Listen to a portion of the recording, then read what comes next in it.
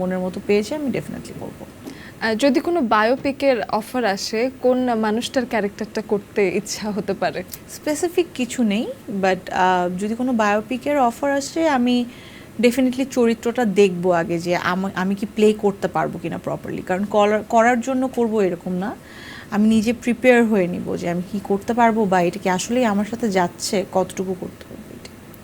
ওটিটিতে ত্রিভুজে একটু ভিন্নভাবেও দেখলাম মনে হলো, তো সেই ক্ষেত্রে সেই মানুষটার ক্যারেক্টারটা নিজের মধ্যে রাখা এবং ব্যক্তি জীবনের থেকে তো সেটা অবশ্যই আলাদা, কি পার্থক্য আছে দুটো ক্যারেক্টারে? ব্যক্তি জীবন থেকে কি মানে হয় কি, আমরা অ্যাক্টিংয়ে যে প্লে করি, যে অভিনয়টা করি, সেটা কোনো না কোনোভাবে কোনো না কোনো মানুষের সাথে, জীবনের সাথে রিলেটেড। সো ডিফারেন্স খুব একটা বেশি না, বাট হ্যাঁ, I'm not a corporate lady, so এই জায়গাটা একটু ডিফারেন্ট ছিল। হ্যাঁ, but I'm a working women, I'm a working mother, so এটা আবার মিল ছিল। ফোকাস আবার সব জায়গায় লাগে কিন্তু। হ্যাঁ, ফোকাস সব জায়গাতেই লাগে। এখন দেখা যাচ্ছে যে ওটিটিতে দেখলাম এবং ফিরে এসে দেখছি প্রচুর প্রচুর প্রচুর কাজ হচ্ছে, তো এই যে এত কাজ, সামনে কি কি প্রজেক্ট আসছে, কি দেখব? প্রচুর প্রচুর কাজ না, হ্যাঁ প্রচুর প্রচুর কাজের অফার আসছে, বাট আমি একটু বেছে কাজ করছি।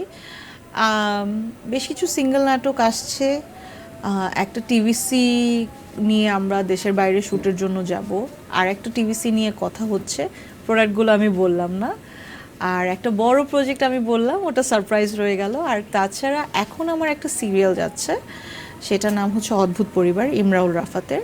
আর একটা সামনে সিরিয়াল আসবে যেটা নাম হচ্ছে জেনজি, আবু হায়াত মাহমুদের। সেখানে কি জেনজি ক্যারেক্টারে দেখা যাবে তোমাকে?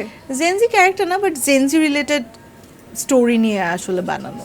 আচ্ছা, তো সেই ক্ষেত্রে মা হয়ে 2.5 বছর পর ফিরে এসে কাজ হচ্ছে, সময়ও দিতে হচ্ছে, অনেক কাজ বলছো যে দেখা যাচ্ছে না, কিন্তু তোমাকে তো ঠিকই গিয়ে অ্যাক্টিং করে আসতে হচ্ছে, সময় দিতে হচ্ছে, ব্যালেন্স হচ্ছে কিভাবে? এটা আসলে ব্যালেন্স করেই নিতে হয় লাইফে। আসলে আমি এখন মিডিয়াতে কাজ করছি দেখে কাজ করছি, অনেক অনেক মানুষ আছে যারা কর্পোরেটের সাথে জড়িত, তারাও কিন্তু কাজ করছে। আসলে কাজের ক্ষেত্রটা আর পার্সোনাল লাইফটা দুটোই আলাদা, দুটোকে ব্যালেন্স করেই চলতে হয়। সো আমারও ব্যালেন্স হয়ে যাচ্ছে, কিন্তু আমার মেয়ের ক্ষেত্রে আমি কোনোভাবেই কোনো কিছু কম্প্রোমাইজ করতে চাই না। সো আমি ট্রাই করি আমার বেস্ট সময়টুকু টোটালি, মানে আমার মায়ের সময়টুকু আমার মেয়েকে দেওয়ার। তো সেই ক্ষেত্রে যদি আবারও এরকম হয় যে আলিফকে সময় দেওয়ার জন্য আবার তোমাকে অ্যাক্টিং ছেড়ে দিতে হচ্ছে, তুমি আবার ছেড়ে দেবে?